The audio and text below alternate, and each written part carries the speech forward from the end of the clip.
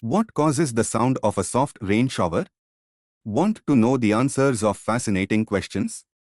Please subscribe Winky the Techie channel.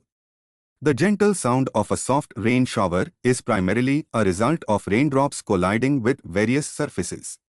As raindrops fall through the air, they disturb the stillness, creating a gentle pitter-patter as they meet leaves, rooftops, or the ground. The size and velocity of the raindrops contribute to the variation in sound. Additionally, the shape and texture of the surfaces they touch influence the tone. Collectively, these interactions produce the simple symphony of a soft rain shower, offering a tranquil and rhythmic auditory experience that often brings comfort and relaxation to those who listen. Please subscribe to the Techie channel.